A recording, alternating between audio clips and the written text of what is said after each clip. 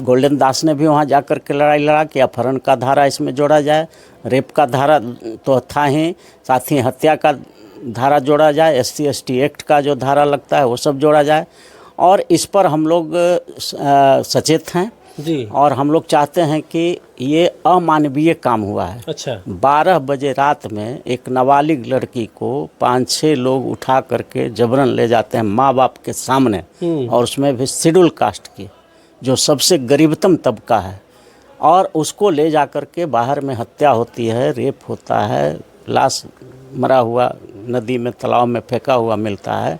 तो ये अमानवीय काम जो हुआ है, तो इस अमानवीय काम के खिलाफ हम लोग ह्यूमन राइट्स को भी लिखेंगे, मानवाधिकार आयोग को भी, कि इसमें अपने स्तर से इसमें जांच कराए। और इतने जघन्य कांड है, rare of the rarest case है ये, इसलिए इसको जो पुलिस अगर चाह रही है कि हम इसको दबा देंगे, तो ये दबने वाला नहीं है। और इसमें प्रोटेस्ट भी फाइल होगा। अगर पुलिस चाहेगी कि लिपापोती कर करके केस को कमज़ोर कर दें, जैसा कि उसका शुरू से इंटेंशन रहा, 363, 64, 366 जो अपहरण का केस होता है वो नहीं लगाया है, तो इंटेंशन तो शुरू से लग रहा है कि पुलिस केस को दबाना चाह रही है। तो ये जो है मानवाधिकार इंटरफेयर करेगा इसमें, हाई लेवल का इंक्वायरी के लिए उसमें लड़ाई होगी, प्रोटेस्ट पिटीशन भी डाला जाएगा। अगर पुलिस फाइनल भी कर देगी कि नहीं मिला साक्ष्य, झूठा केस था, नहीं हुआ, अगर ऐसा भी करती है और वहाँ जो प्रोटेस्ट हमारा डाला हुआ रहेगा, तो फिर उस पर गवाही दे करके और पूरा केस को फिर से स्टैंड कर दिया जाएगा।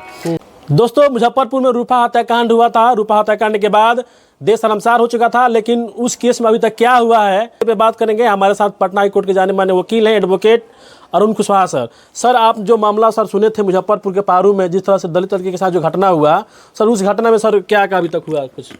देखिए, FIR तो दर्ज हुआ है। FIR में कुछ कमी थी, जिसके लिए हम लोगों ने गोल्डन दास ने भी वहाँ जा कर के लड़ाई लड़ा कि अपहरण का धारा इसमें जोड़ा जाए, रेप का धारा तो था ही, साथ ही हत्या का धारा जोड़ा जाए, SC/ST एक्ट का जो धारा लगता है वो सब जोड़ा जाए। और इस पर हम लोग सचेत हैं जी। और हम लोग चाहते हैं कि ये अमानवीय काम हुआ है। अच्छा। 12 बजे रात में एक नाबालिग लड़की को 5-6 लोग उठा करके जबरन ले जाते हैं माँ बाप के सामने, और उसमें भी शेड्यूल कास्ट की, जो सबसे गरीबतम तबका है, और उसको ले जा कर के बाहर में हत्या होती है, रेप होता है, लाश मरा हुआ नदी में तालाब में फेंका हुआ मिलता है। तो ये अमानवीय काम जो हुआ है, तो इस अमानवीय काम के खिलाफ हम लोग ह्यूमन राइट्स को भी लिखेंगे, मानवाधिकार आयोग को भी, कि इसमें अपने स्तर से इसमें जांच कराए और हाई लेवल का इसमें इंक्वायरी होना चाहिए।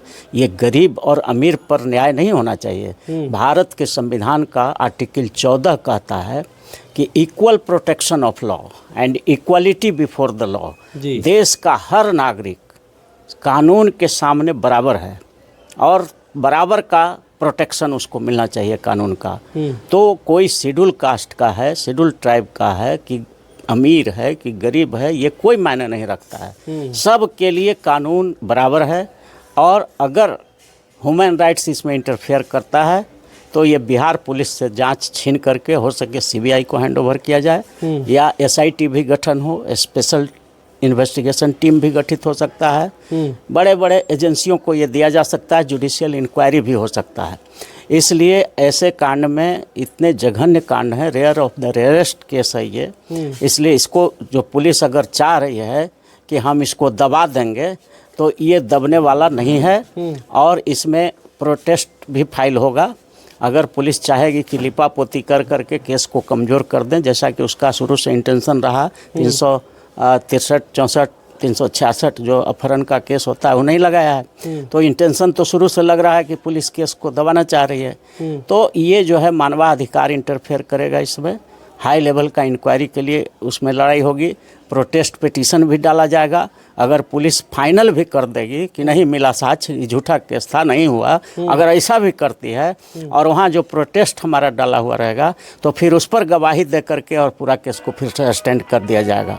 इसलिए किसी भी हालत में हम लोगों की कोशिश होगी कि उस पीड़िता को सही मायने में न्याय दिलाया जाए और अपराधियों को सजा करवाया जाए। सर, जो रूपा हत्याकांड में जितने लोग सम्मिलित हैं, कितनी साल की सजा उसमें हो सकती है? एकदम तो हत्या है, अपहरण है, हत्या है तो उसमें आजीवन कारावास हो सकता है, फांसी भी हो सकता है।